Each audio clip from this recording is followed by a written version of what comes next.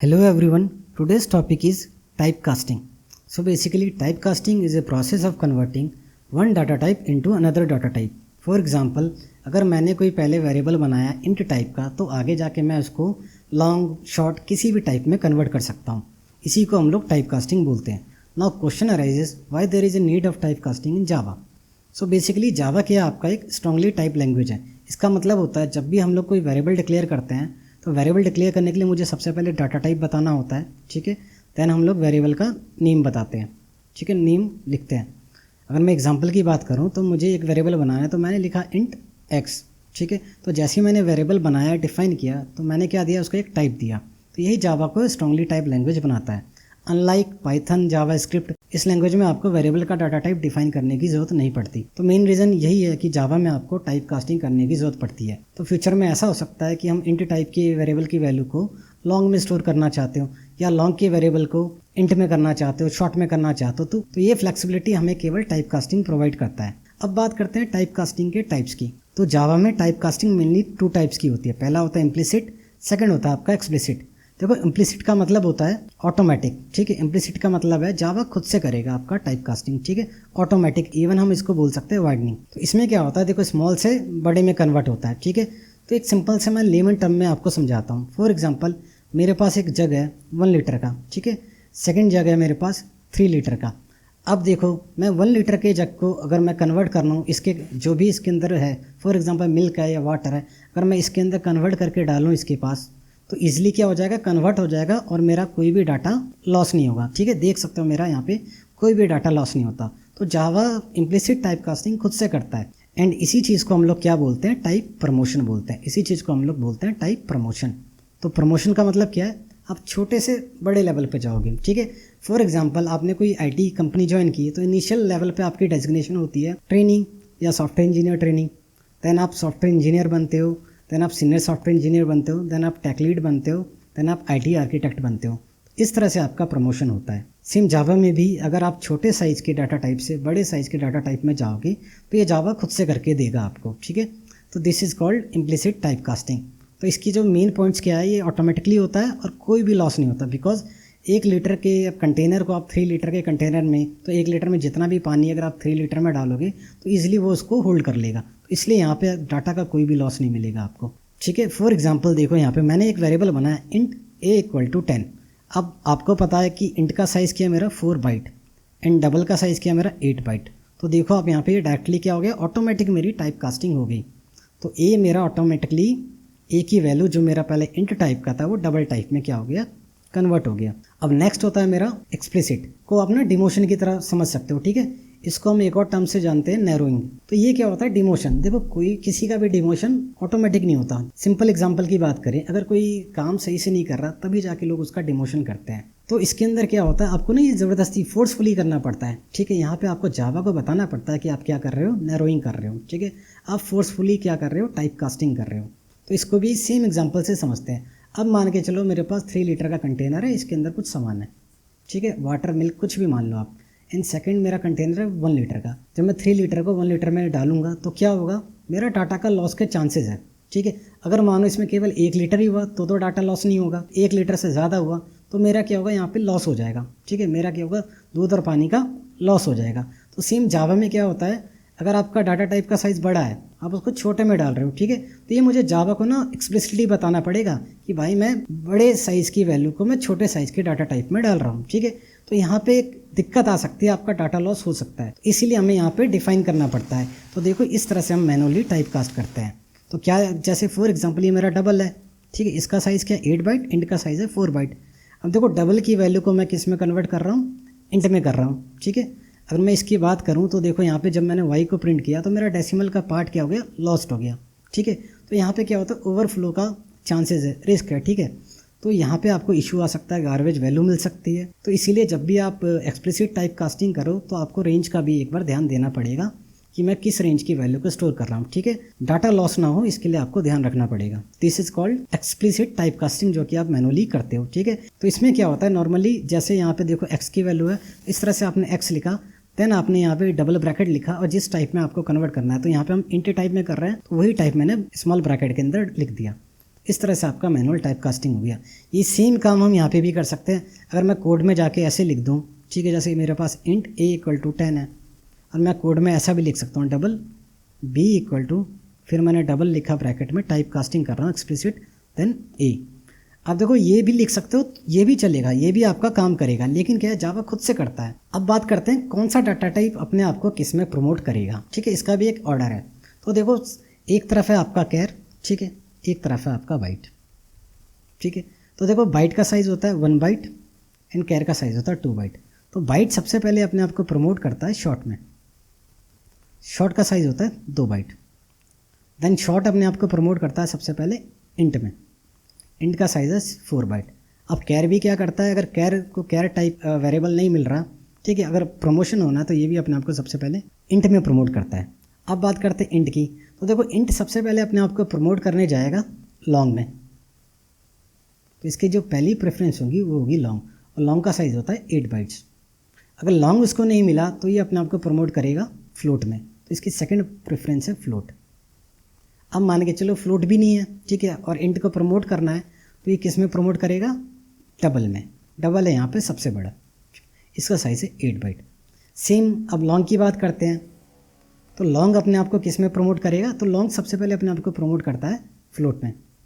अगर फ्लोट नहीं मिलता तो ये प्रमोट करता है अपने आप को डबल में, ठीक है, एंड लास्ट में आपका फ्लोट है, फ्लोट अपने आप को प्रमोट करता है डबल में, ठीक है। तो इस तरह से आपका टाइप प्रमोशन होता है। लेकिन यहाँ पे एक क्वेश्चन बनता है, यार लॉन्ग का साइज़ तो 8 बाइट है, ठीक है, और फ्लोट का साइज़ क्या है 4 बाइट। लॉन्ग का साइज़ आपका 8 बाइट है, फ्लोट का साइज़ होता है 4 बाइट। तो ये जो 8 बाइट की जो 8 बाइट का डाटा टाइप है लॉन्ग, वो अपने आप को फ्लोट में कैसे कन्वर्ट करता है, ये तो प्रमोशन नहीं हुआ ना। ये सेम क्वेश्चन आ रहा होगा आप लोगों के दिमाग में, ये कैसा प्रमोशन। तो आंसर क्या है, देखो लॉन्ग को हम प्रमोट फ्लोट में इसलिए करते हैं क्योंकि फ्लोट की रेंज बड़ी होती है। इवन हमारा प्रेसिजन लेस है, लेकिन हमारी रेंज क्या होती है, फ्लोट की बड़ी होती है। इसका रीज़न क्या है, देखो लॉन्ग का जो साइज़ है 8 बाइट्स है, 8 बाइट्स आपका 64 बिट्स हुआ, तो ये लॉन्ग की रेंज है आपके सामने। तो यहाँ पे वो एग्जैक्ट प्रिसिजन वाली वैल्यू को क्या करेगा, स्टोर करेगा। इतनी बड़ी अगर इंटर की वैल्यू है तो ये सेम वैल्यू क्या देगा, आपका लॉन्ग देगा। लेकिन अब देखो फ्लोज का साइज़ क्या है 32 बिट्स की रेंज है 3.4 इंटू -3.42 प्लस 3.4 इंटू 10 की पावर 38। तो ये नॉर्मली जो आपका जो फ्लोट है ना, ये ई की पावर साइंटिफिक नोटेशन यूज़ करता है डाटा को स्टोर करने के लिए, ठीक है। इसलिए जो फ्लोट है ना वो ज़्यादा बड़े नंबर को स्टोर कर सकता है एज़ कम्पेयर टू लॉन्ग। लेकिन जो प्रिसीजन है वो नहीं मिलेगा आपको, प्रिसीजन लॉस हो सकता है, ठीक है। लेकिन नॉर्मली क्या करता है आपका फ्लोट लॉन्ग से बड़ी रेंज की वैल्यू को स्टोर कर सकता है। सेम आपका डबल, क्योंकि डबल का तो साइज़ 8 बाइट है, तो उसकी रेंज और भी बड़ी होगी फ्लोट से, ठीक है। एक सिंपल से एग्जांपल से मैं आपको समझाता हूँ। देखो मैंने एक वेरिएबल बनाया लॉन्ग L = 1 2 3 4 5 6 7, एक बहुत ही बड़ा नंबर दिया और लिखा। फिर मैंने क्या करा, फ्लोट L की वैल्यू को फ्लोट टाइप के वेरिएबल में असाइन कर दिया। अब मैं दोनों को प्रिंट कर रहा हूँ, ये मेरा लॉन्ग की वैल्यू प्रिंट हो रही है, ये मेरी फ्लोट की वैल्यू प्रिंट हो रही है। अब देख सकते हो मेरा यहाँ प्रिसीजन, देखो ये पूरी वैल्यू मेरी क्या है एग्जैक्ट इंटीजर की एज इट इज़। यहाँ पे जब मैंने L को प्रिंट किया, यहाँ पे जो मैंने L को प्रिंट किया तो मुझे वो मिला, एग्जैक्ट वैल्यू मिला मुझे। तो यहाँ पे मेरा क्या कोई प्रिसीजन लॉस नहीं हुआ। लेकिन देखो ये जो मेरा फ्लोट है इसने क्या करा, इसने क्या करा, देखो 1.234 कुछ नंबर लिया, डेसिमल में इसको कन्वर्ट किया, देन इसको ई की पावर में स्टोर किया, एक्सपोनेंशियली स्टोर किया, ठीक है। इसलिए इसकी रेंज बड़ी है, लेकिन यहाँ पे क्या मेरा हो रहा है, प्रिसीजन लॉस्ट हो रहा है, ठीक है। तो केवल इस बात का आपको ध्यान रखना पड़ेगा। बाकी आप बड़ी रेंज की वैल्यू हमेशा फ्लोट और डबल के अंदर स्टोर कर सकते हो, ठीक है। अब देखो जो भी मैंने समझाया एक बार इसका हम लोग प्रैक्टिकल देखते हैं। सो देखो मैंने यहाँ पे एक क्लास बनाई टेम्प नाम से, फिर मैंने मेन मेथड बनाया। अब मैं एक वेरिएबल बना रहा हूँ बाइट b = 100। फिर मैंने एक वेरिएबल बनाया इंट a = b। तो देखो ये जो मेरा b है इसका टाइप बाइट है। अब देखो इस बाइट टाइप की वैल्यू को मैं किस में कन्वर्ट कर रहा हूँ, इंट टाइप के डाटा टाइप में। बाइट टाइप की वैल्यू को इंट टाइप के डाटा टाइप में स्टोर कर रहा हूँ। अब इसको प्रिंट करते हैं, system.out.println, और मैंने यहाँ पे प्रिंट कर लिया a की वैल्यू को। अब यहाँ पे देख सकते हो बाइट का साइज़ कम है 1 बाइट, इंट का साइज़ है 4 बाइट। अब इसको एक बार कंपाइल करते हैं। तो मैं गया जहाँ मैंने फाइल सेव की इसकी लोकेशन पे, मैंने कमांड प्रॉम्प्ट ओपन किया, इसको बड़ा कर लेते हैं। कंपाइल करने के लिए लिखेंगे javac, then file name with extension. मेरा फाइल सक्सेसफुली कंपाइल हो गया। ठीक है, अब यहाँ पे देख सकते हो मेरी एक डॉट क्लास फाइल बन गई। अब इसको रन करने के लिए हम लोग लिखेंगे Java then name of your main class temp. अब देखो एज इट इज़ मेरा प्रोग्राम सक्सेसफुली एग्जीक्यूट हो गया। अब अगेन अब मैंने क्या करा, यहाँ पे इंट मेरे पास आ गया। अब मैं इंट की वैल्यू को शॉर्ट में अब देखो मैं क्या कर रहा हूँ, इसको फिर से चेंज करते हैं। अब मैंने क्या लिखा, अब मैंने इंट लिया, int a equal to 100 then byte b equal to a and अब मैं b को प्रिंट कर रहा हूँ। अब देखो मैं क्या कर रहा हूँ, बड़े साइज़ की वैल्यू छोटे साइज़ में डाल रहा हूँ। ठीक है, कंपाइल करते हैं इसको। देखो जैसे ही कंपाइल किया इसने मुझे क्या दिया, possible logic conversion from 8 to byte. तो यहाँ पे क्या है, बड़े साइज़ को जब भी छोटे साइज़ में करोगे तो इस तरह से कंपाइलर आपको एरर देगा। ठीक है, तो आपको क्या करना पड़ेगा, एक्सप्लिसिट टाइप कास्ट करना पड़ेगा फोर्सफुली। तो चलो इसको फोर्सफुली टाइप कास्ट करते हैं। तो मैंने यहाँ पे लिखा बाइट, ब्रैकेट बनाया और बाइट यहाँ पे टाइप डिफाइन कर दिया। अब फिर से इसको कंपाइल करते हैं। तो यहाँ पे कंपाइल किया मैंने। अब देखो मेरा प्रोग्राम सक्सेसफुली चल गया, 100 आ गया मेरा आउटपुट। अब देखो इसी में एक इंटरव्यू क्वेश्चन पूछा जाता है, एक बार उसको देखते हैं। तो मैंने एक वेरिएबल बनाया byte a equal to 20 byte b equal to 30 then byte sum equal to a plus B. Simple सा क्वेश्चन है, sum equal to a plus B. अब मैं इसको प्रिंट करूँगा, system dot out dot print L N. अब मैं सम की value को प्रिंट कर रहा हूँ। अब आप लोग बताइए क्या आउटपुट आना चाहिए। सिंपल सा आउटपुट लग रहा है, सम की वैल्यू 50 होनी चाहिए। चलो देखते हैं क्या हमारी वैल्यू 50 आएगी। चलो एक बार कंपाइल करते हैं। देखो यहाँ पे क्या एरर आया, यहाँ पे तो हमारा आउटपुट 50 नहीं आया, हमें आया possible logic conversion from in to byte. तो मतलब इसमें कुछ ना कुछ तो दिक्कत है, कुछ ना कुछ तो लोचा है। अब इस लोचे को हमें समझना पड़ेगा दिक्कत क्या है। ठीक है, तो एक बार क्या करते हैं, इसको कॉपी करते हैं और यहाँ पे लेके आते हैं।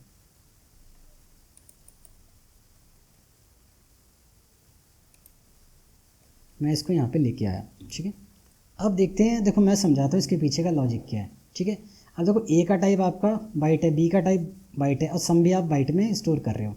तो देखो जब भी आप प्लस ऑपरेटर का यूज़ करते हो तो ये प्लस ऑपरेटर क्या करता है, जब भी दो नंबरों को आप सम करते हो तो ये प्लस ऑपरेटर क्या करता है, जो रिजल्ट रिटर्न करता है उसका टाइप वो कर देता है इंट। वो इंट टाइप की वैल्यू को एज ए रिजल्ट में रिटर्न करता है। आप इसको कैच कर रहे हो किसमें, बाइट टाइप के डाटा टाइप में। देखो भले ही आपका जो ए और बी का टाइप बाइट था, लेकिन जब ये प्लस ऑपरेटर है ना, तो देखो इसने क्या करा है, जो ए और बी ऑपरेंड्स हैं इन दोनों का जब इसने सम किया तो इसने जो रिजल्ट दिया वो दिया उसने इंट। ठीक है, अब जब ये इंट रिटर्न कर रहा है और आप कैच किस में कर रहे हो, बाइट में। ठीक है, तो बड़े से छोटे में, इसलिए आपको मिला टाइप कास्टिंग का एरर। इसलिए आपको क्या मिला यहाँ पे देखो, compile time error, possible logic conversion, क्योंकि ये जो रिटर्न कर रहा है वो कर रहा है इंट।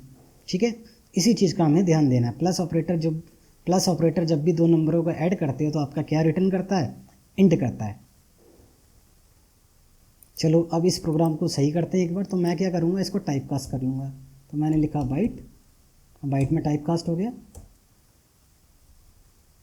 अब देखो अब आपका ये प्रोग्राम सक्सेसफुली एग्जीक्यूट हो जाएगा। तो आपका आउटपुट 50 आना चाहिए।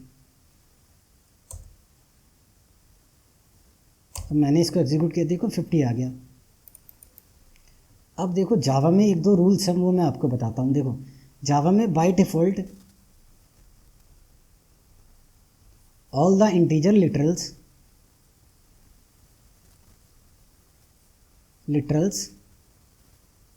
Are treated as int.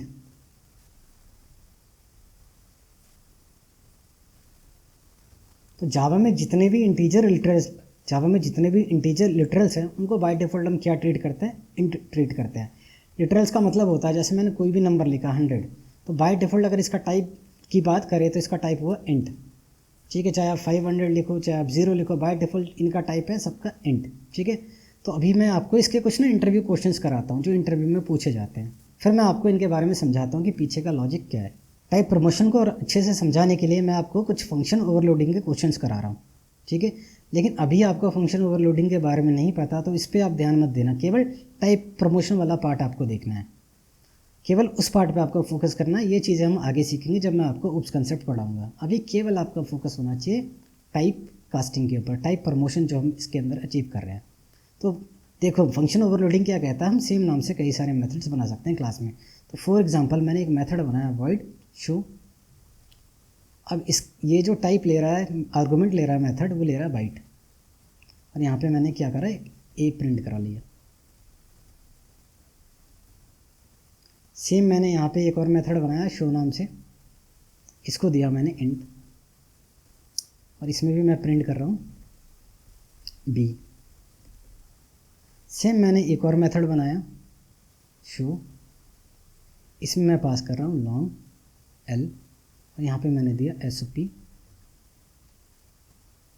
सी। तो मैंने सेम नाम से 3 मेथड बनाए जो कि फॉलो कर लें फंक्शन ओवरलोडिंग के कंसेप्ट को, ठीक है। अब जब भी हम मेथड को कॉल करते हैं, मेथड बनाना, ये सारी चीज़ें आप आगे सीखोगे। अभी के लिए केवल प्रमोशन देखो। तो जब भी हम मेथड कॉल करते हैं तो हमें क्या देना होता है, मेथड का नाम देन आर्गूमेंट। अब देखो मैंने यहाँ पे पास किया 100। तो जैसा मैंने बताया, तो बाय डिफ़ॉल्ट अगर आप कोई भी वैल्यू पास करोगे ना, कोई भी लिटरल पास करोगे, तो बाय डिफ़ॉल्ट जो इसका टाइप बनेगा वो टाइप बनेगा आपका इंट। अभी एक मेथड क्या करता है, सबसे पहले अपने आप को मैचिंग देखता है, इसका मैचिंग क्या है। तो इसका सबसे पहले मैचिंग क्या मिला, ये वाला मिला, तो ये बी को क्या करेगा, प्रिंट कर देगा, ठीक है। अब देखो मैंने क्या करा, अब मैंने इसको हटा दिया यहाँ से पिक्चर से, ठीक है। अब मेरे पास 2 मेथड है केवल, एक बाइट और एक लॉन्ग। अब जब मैंने इसको शो मेथड में 100 पास करके जब मैंने इसको कॉल किया, ठीक है, अब देखो कौन सा कॉल होगा। तो इस केस में क्या कॉल होगा, देखो ये क्या करेगा, इसका टाइप किया इंट, तो इसको इंट नहीं मिला। तो जैसे मैंने आपको चार्ट दिखाया था, एक डायग्राम दिखाया था, इस डायग्राम के हिसाब से इंट किस में सबसे पहले अपने आप को प्रमोट करता है, अपने आप को प्रमोट करता है लॉन्ग में, ठीक है। तो इस बार मेरा ये लॉन्ग वाला मेथड कॉल होगा, ठीक है, और मेरा आउटपुट क्या आ जाएगा इस बार सी। अब फॉर एग्जांपल मेरे पास एक और मेथड है, ठीक है, फ्लोट वाइड शो, जो कि ये ले रहा है फ्लोट आर्गूमेंट, और यहाँ पे मैंने लिख दिया एस ओ पी डी। अब हम मान के चल रहे हैं कि मेरे पास ये लॉन्ग मेथड भी नहीं है। अब मैंने इस लॉन्ग मेथड को भी क्या करा, हटा दिया। तो मैंने कह रहा सेम मेथड को फिर से कॉल किया। तो अब क्या करेगा, ये देखेगा कोई ऐसा मेथड है जो कि इंट टाइप का आर्गूमेंट ले रहा है मैचिंग, तो कोई मेथड नहीं मिला। फिर देखेगा इंट से बड़ा है कोई, तो इसने देखा लॉन्ग, तो ये इंट से बड़ा देखेगा। तो अब मैंने क्या करा, यहाँ पे लॉन्ग भी हटा दिया, ठीक है। तो लॉन्ग भी नहीं है, तो लॉन्ग के अलावा बड़ा कौन सा बचा, बड़ा बचा यहाँ पे फ्लोट। तो ये फ्लोट वाले को कॉल करेगा, इस केस में आउटपुट आएगा आपका डी। तो अब सवाल उठता है फिर हम बाइट वाले को कैसे कॉल करेंगे। तो देखो बाइट वाले को कॉल करने के लिए आपको क्या करना पड़ेगा, आपको लिखना पड़ेगा शो, देन आप क्या करोगे, ये जो 100 है ना, इसको भी आप टाइप कास्ट कर लोगे बाइट में। अब ये बाइट की वैल्यू बन गई। अब आपका बाइट वाला क्या हो जाएगा, कॉल हो जाएगा। अब एक बार इसका प्रैक्टिकल करके देखते हैं।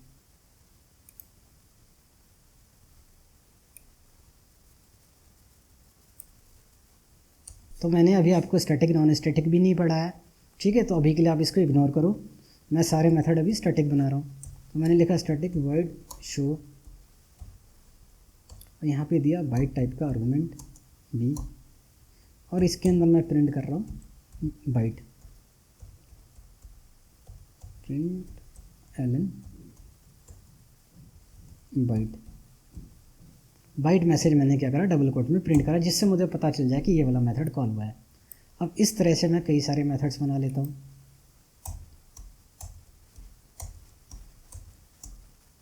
तो मैंने कई सारे मेथड्स बना लिए।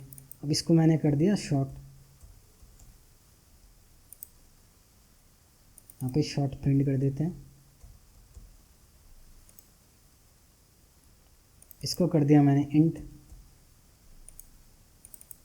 इंट प्रिंट करते हैं। इसको कर दिया डबल, यहाँ पे डबल प्रिंट करते हैं। इसको कर देते हैं लॉन्ग, और यहाँ पे हम लॉन्ग प्रिंट करेंगे। अब क्योंकि ये स्टैटिक मेथड है तो मैं डायरेक्ट मेथड के नाम से कॉल कर सकता हूँ। तो मैंने लिखा शो, और मैंने पास कर दिया यहाँ पे 100। अब इसको कंपाइल करते हैं, एक बार इसको क्लियर कर लेते हैं।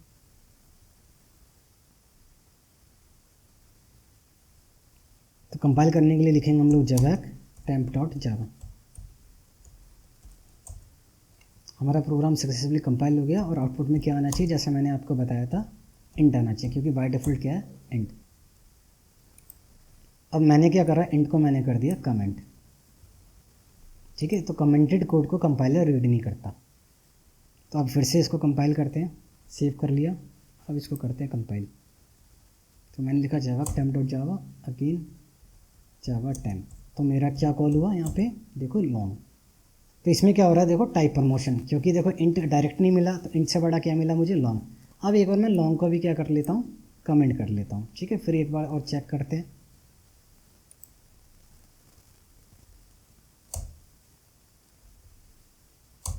तो देखो मुझे मिल गया डबल। अब मुझे क्या कॉल करना है, मुझे शॉर्ट ही कॉल करना है। ठीक है, तो मैंने क्या करा, शॉर्ट कॉल करने के लिए इसको टाइप कास्ट करना पड़ेगा, क्योंकि बाय डिफ़ॉल्ट इंट है। तो हम शॉर्ट में करेंगे तो शॉर्ट में टाइप कास्ट हो जाएगा, बाइट में करेंगे तो बाइट में टाइप कास्ट हो जाएगा। चलो इसको रन करके देखते हैं। कंपाइल किया, देखो बिल्कुल सही चल गया। अब एक बार क्या करते हैं, बाइट में डालते हैं इसको, लेकिन इस बार क्या करते हैं, बाइट के रेंज से बड़ी वैल्यू डालते हैं इसको। ठीक है, तो मैंने क्या डाला 130।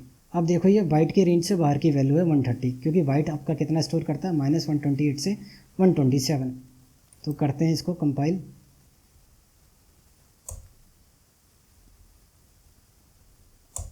देखो क्या आया, आपका बाइट आया। ठीक है, मेथड कॉल हो गया। अगर मैं यहाँ पे मैं आपको एक और चीज़ दिखाता हूँ। ठीक है, मैंने क्या करा, एक बार मैं ना बाइट की वैल्यू भी प्रिंट करके देखता हूँ, जो बाइट वेरिएबल की वैल्यू, एक बार इसको भी मैं यहाँ पे प्रिंट कर लेता हूँ, जिससे मैं आपको एक चीज़ बता पाऊँ, डाटा लॉस दिखा पाऊँ। देखो मैंने क्या कर रहा हूँ, यहाँ पे बी प्रिंट कर रहा हूँ। ठीक है, अब करते हैं इसको कंपाइल। तो यहाँ पे मैंने कंपाइल किया, फिर करते हैं इसको एग्जीक्यूट। देखो क्या आया मेरे को, एक डाटा लॉस का मेरा गार्बेज वैल्यू है -126। ठीक है, अब इसका भी एक तरीका है, वो चीज़ें मैं आपको बाद में सिखाऊंगा किस तरह से कौन सी वैल्यू आती है, और इतना डीप आपको जाने की ज़रूरत नहीं है। लेकिन हमारा क्या हो रहा है, डाटा लॉस हो रहा है। वैल्यू क्या आनी चाहिए थी 130, लेकिन क्या मिला -126। अब कुछ और इंपॉर्टेंट इंटरव्यू क्वेश्चन देखते हैं जिनका लेवल इनसे थोड़ा सा ज़्यादा टफ है। ठीक है, यहाँ पे अगर आपके कंसेप्ट क्लियर होंगे तो आप ईजिली आंसर दे पाओगे। ठीक है, चलो इसको भी देख लेते हैं एक बार। क्या काम करते हैं, दो मेथड हम रहने देते हैं, बाकी सब हटा देते हैं। तो मैंने क्या कर लिया, यहाँ पे एक तरफ लिखा इंट x लॉन्ग l।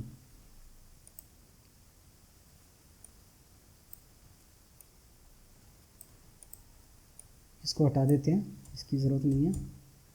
यहाँ पे केवल हम एक मैसेज प्रिंट कर लेते हैं a। देन सेम यहाँ पे क्या करते हैं, पहला आर्गूमेंट हम लॉन्ग लेंगे। अब देखो ये क्या है, आपका भी फंक्शन ओवरलोडिंग ही फॉलो हो रहा है। ठीक है, लेकिन अभी आपको चीज़ें नहीं पता, इसलिए आपको इस पर फोकस नहीं करना, आपको केवल टाइप कास्टिंग के कंसेप्ट पे फोकस करना है। मैंने लिखा x, अब यहाँ पे मैं प्रिंट कर लेता हूँ b। अब इसको कॉल करने के लिए मुझे एग्जैक्ट मेथड के आर्गूमेंट पास करने पड़ेंगे। तो मैंने क्या करा, शो लिखा। अब मैंने मेथड के आर्गूमेंट पास कर दिए। पहले देखो 10 l 100। एल का मतलब है ये जो मेरा टाइप है ये क्या है, लॉन्ग। यही मैंने डिफाइन कर दिया एल लगा के कि ये लॉन्ग है। ठीक है, आप देखो ये जब भी आप इसको कंपाइल करोगे तो कंपाइलर क्या देखेगा, मैचिंग। ये जब मेथड को कॉल करोगे तो मैचिंग आर्गूमेंट देखेगा। तो पहला क्या है लॉन्ग, सेकंड क्या है आपका इंट। तो यहाँ पे आउटपुट आपका बी आना चाहिए। ठीक है, एक बार देख लेते हैं। देखो आउटपुट क्या है आपका, बी आया। क्लियर कर लेते हैं CLS से। एक बार फिर प्रोग्राम में चेंजेस करते हैं। इस बार मैंने क्या करा, इसको नॉर्मल किया, इसमें एल लगा दिया। ठीक है, तो फिर से मैचिंग ढूंढेगा। तो देखो क्या आउटपुट आना चाहिए, एक बार कंपाइल करते हैं तो यहाँ पे आउटपुट आना चाहिए ए।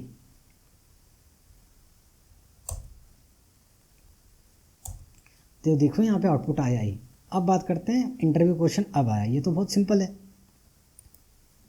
अब देखो मैंने क्या करा, यहाँ से भी एल हटा दिया। अब इस केस में क्या आना चाहिए बताओ। चलो एक बार मैं आपको बताता हूँ। देखो कौन सा आना चाहिए, ए आएगा बी आएगा। चलो एक बार इसको कंपाइल करते हैं। देखो क्या होगा, इसके पीछे का आप रीज़न समझना। देखो इसने क्या दिया आपको, एरर दिया, एम्बिगिटी एरर, एम्बिगियस। ठीक है, ये एम्बिगिटी एरर क्या है, चलो मैं आपको समझाता हूँ डिटेल में। एक बार इसको प्रोग्राम को क्या करते हैं, कॉपी करते हैं और वन नोट पे पेस्ट कर लेते हैं एक बार अच्छे से समझने के लिए। तो मैंने इसको पेस्ट कर लिया यहाँ पे, ठीक है। अब देखो जब भी आप कॉल कर रहे हो आपने क्या लिखा, शो 10,100, ठीक है। चलो ये एग्जांपल लेते हैं 10,100, ठीक है। अब देखो ये मैचिंग देखेगा, तो यहाँ पे गया तो मैचिंग तो कोई भी नहीं है, ठीक है। तो ये क्या करेगा, अपने आप को प्रमोट करेगा, ठीक है। तो अब इसने ये वाला मेथड देखा, इसने प्रमोट किया।